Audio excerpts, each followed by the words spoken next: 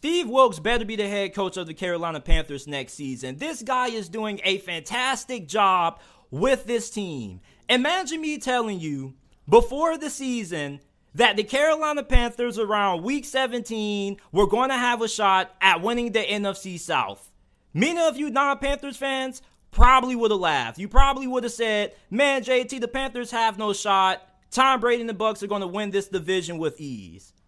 And then, here's the kicker. Imagine me telling you before the season that the Carolina Panthers in week 17 were not only going to be competing for an opportunity of winning the division, but they're going to be doing it with an interim head coach. This is some Disney movie type stuff that we are witnessing right now. Steve Wilks not only has energized this locker room and this team, but he has energized a whole entire fan base. Go to any of the Carolina Panthers social media accounts and go to the comment section. You will see fans commenting saying that they are crying or how they believe in Steve Wilks.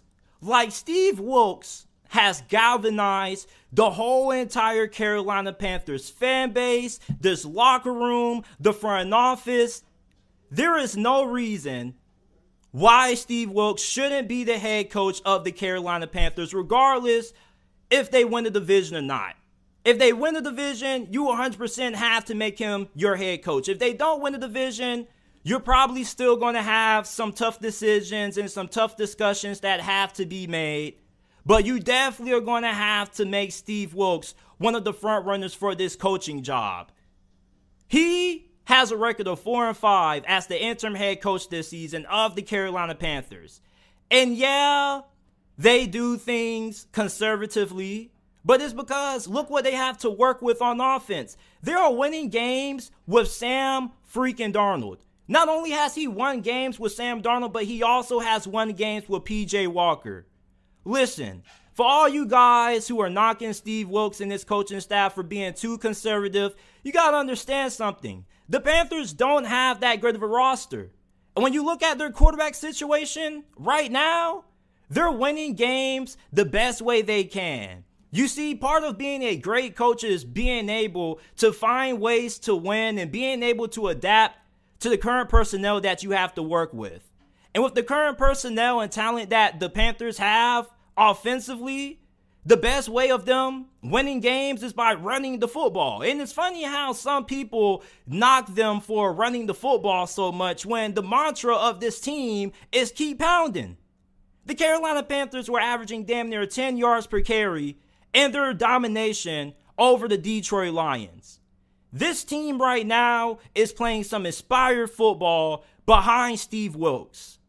You know, there was a rumor that came out a month ago that said that the Carolina Panthers potentially could trade for Mike Tomlin. Now, of course, I just disregarded it. I was like, bruh, the Steelers, no way they trade away Mike Tomlin. Well, if there was any truth to those rumors, there's no reason to even attempt the Mike Tomlin trade because you have a guy who is similar to Mike Tomlin. Steve Wilks is an ultimate motivator. This guy knows how to get players to believe in themselves. And you can see it right now. He has these players believing in themselves to the degree that they're playing way better than how they have in the past. Look at Sam Darnold right now. Sam Darnold is playing the best football of his whole entire career. And yeah, the statistics may not be all that pretty. If you watch the game and you look at how Sam Darnold is performing, he is doing what the Carolina Panthers need him to do. Take care of the football, make big plays when need be, and that's it. This is a team that isn't going to do anything flashy on offense. They want to run the football down your throat as many times as possible, and they want to rely on their defense.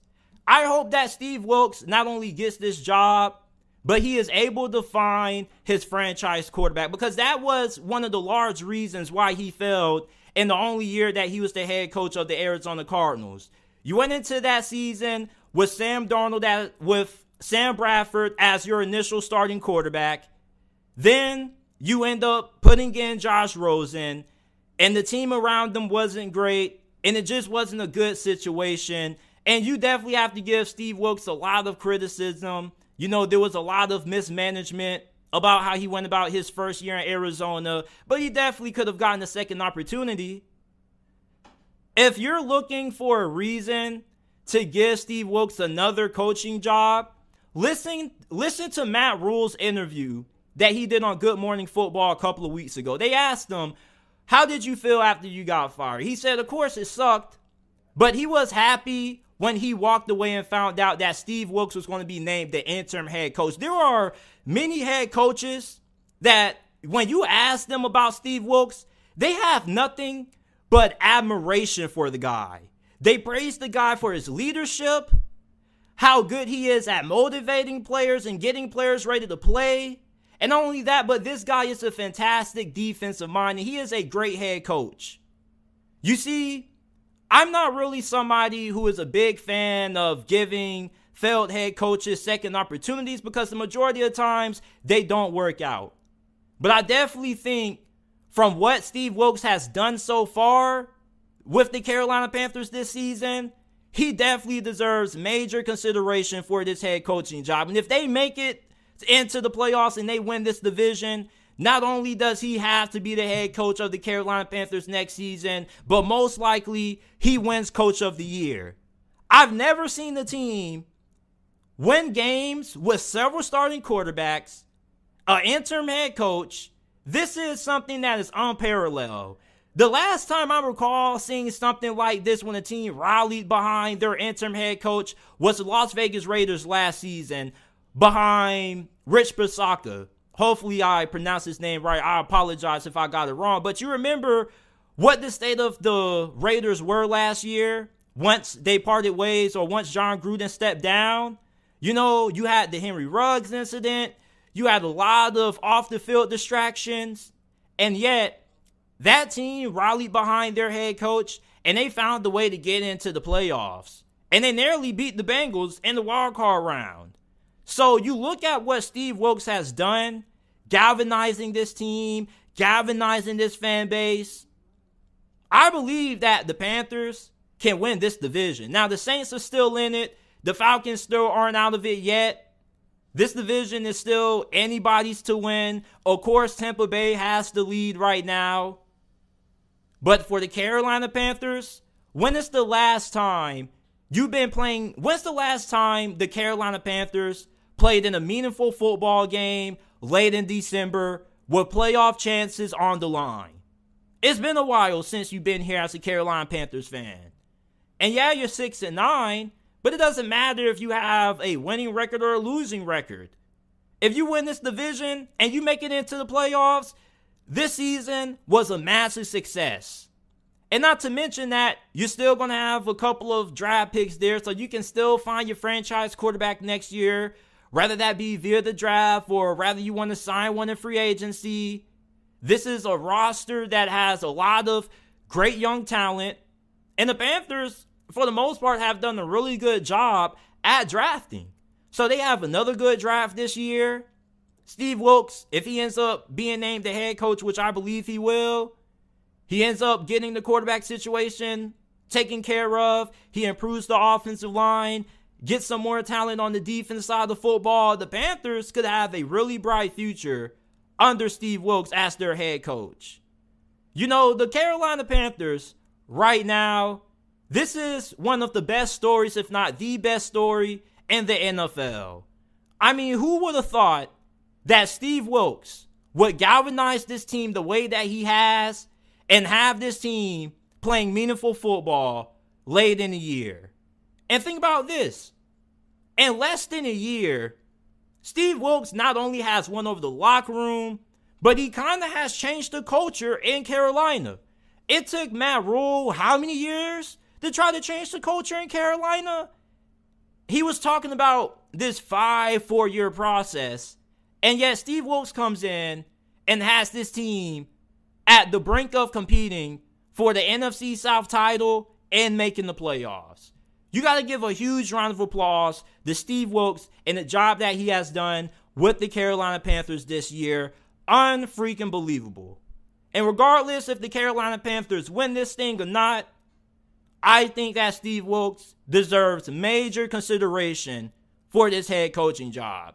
And if anything, he better be their head coach next year. There are Panthers fans who are already calling Steve Wilks their head coach. You go to the comment section on Instagram, they say, that's my head coach. My head coach. You listen to these players, they say, that's my head coach. The way they talk about Steve Wilks, they don't view this guy as an intern.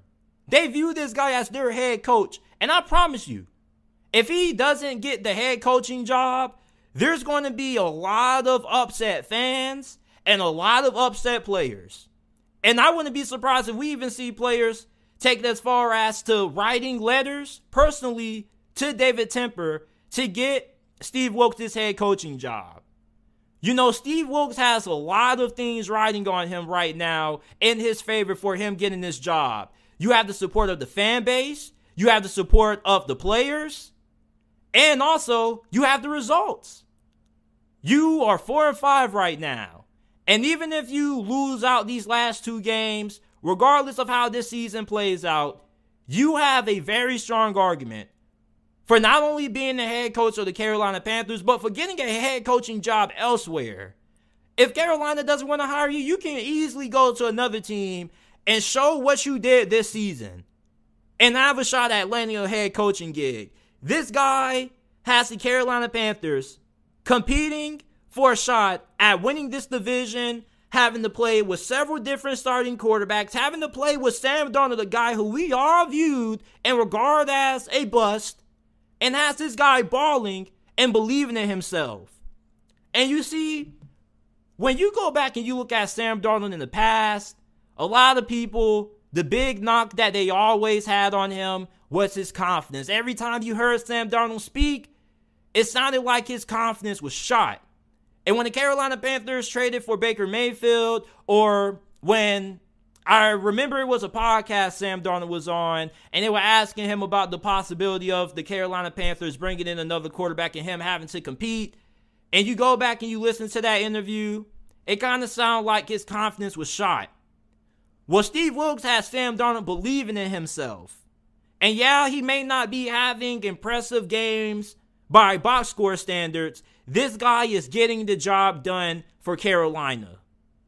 Steve Wilks better be the head coach of the Carolina Panthers in 2023. And I'm going to keep pounding on the table for him to get this head coaching job. And I'm going to keep pounding for the Carolina Panthers to finish this season strong.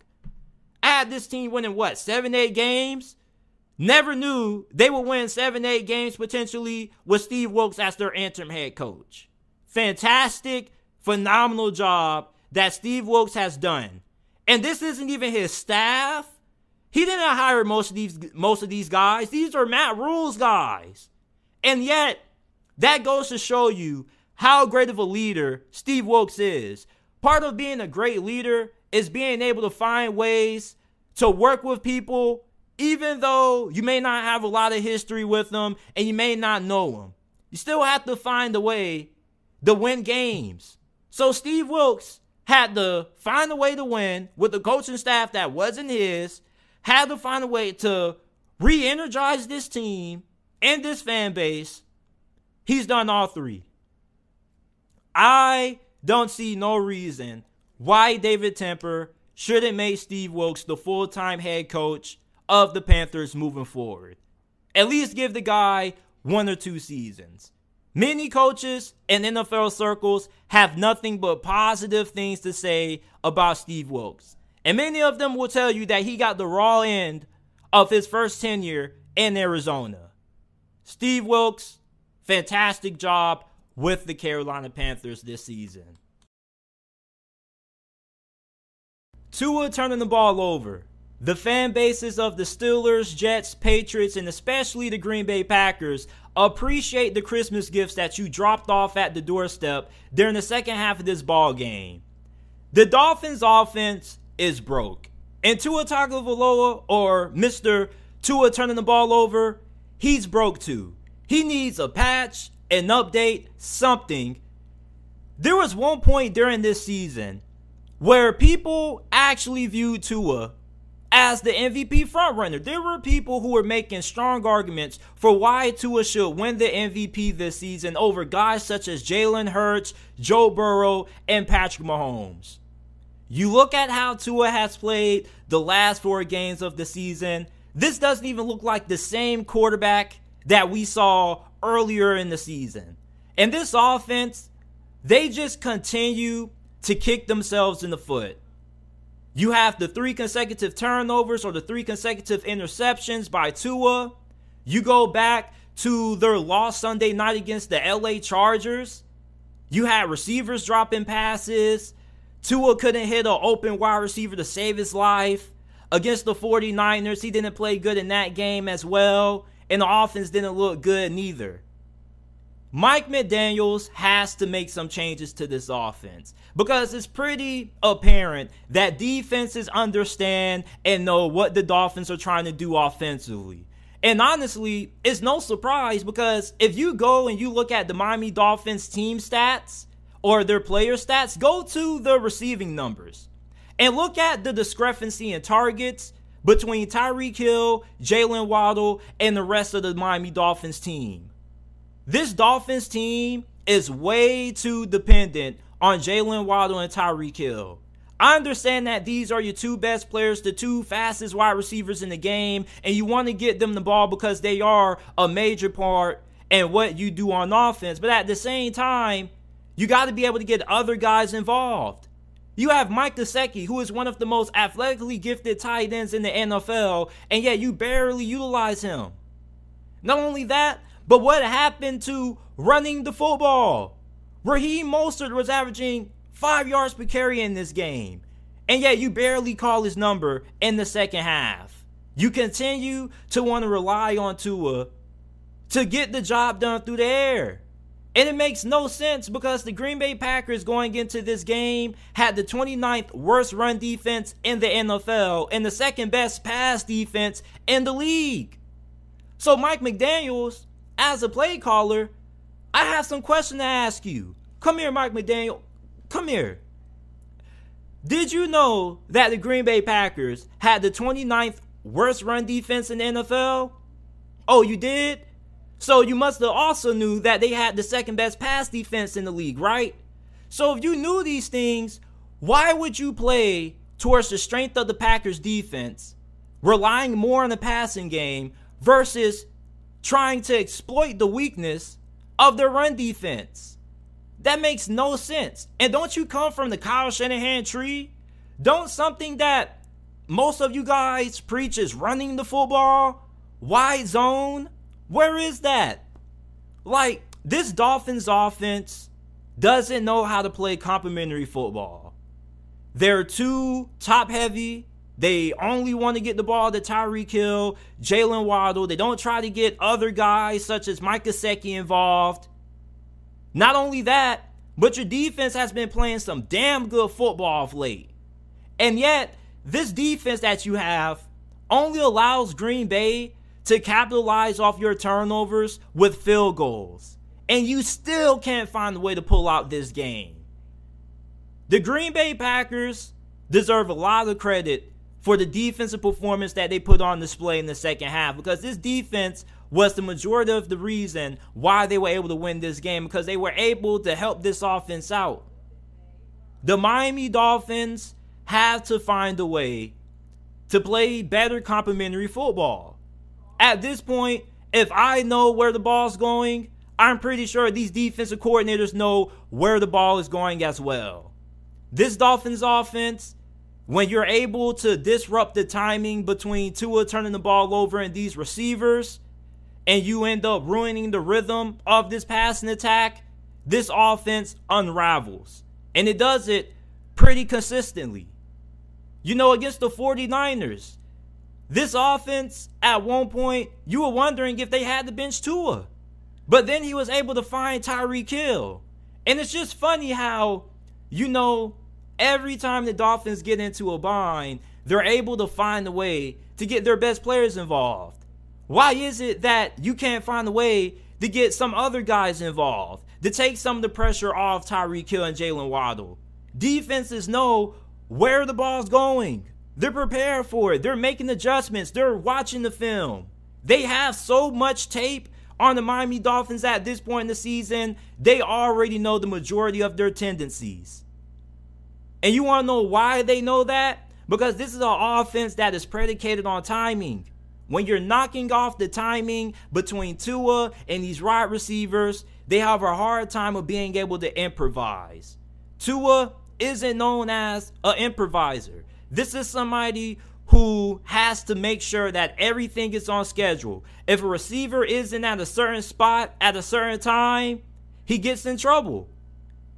With Tua Tagovailoa, yes, I understand that you have to build an offense around his strength. And his strength is his ability to anticipate when receivers get open and being able to get the ball to them on time accurately. But when Tua is forced to improvise or hold on to the ball longer, bad things happen. And when he can't get the ball out fast, that kind of is a big weakness of his. If he can't get the ball out quick, he has to hold on to the football for a long period of time. He ends up making bad decisions with the football. The Green Bay Packers won this game because their defense was able to frustrate and fluster these wide receivers and Tua turning the ball over. This Dolphins offense needs some major fixes. And at this point in the season, you got to play the Jets and the Patriots. And although these two teams don't have any good offenses, their defenses are good enough that they're going to be able to stay in the game with you. And their offense, if you're able to give them a couple of turnovers or two, they're going to be able to at least capitalize off a couple of them. And their defense, if they're able to hold strong, they can end up winning those games. So for the Miami Dolphins, you pretty much are in the playoffs at this point. Your playoff starts now. You got to play the Jets, Patriots to close out the year. It's playoff time. Because both of those two teams, they're fighting for that last playoff spot that you currently occupy right now at 8-7. They're 7-8. They beat you. Now it's up to them to win out and finish it, and you don't control your own destiny. The Miami Dolphins offense, this is a disaster. They're too top heavy. They don't know how to play complimentary football. And Tua, the dude just looks like he's falling off the face of the earth. Let me know what you guys think about the Miami Dolphins right now. Do you guys think they still have a chance of being able to fix their problems on offense with 2 regular season games left? Can they hold on to the last spot in the AFC playoffs?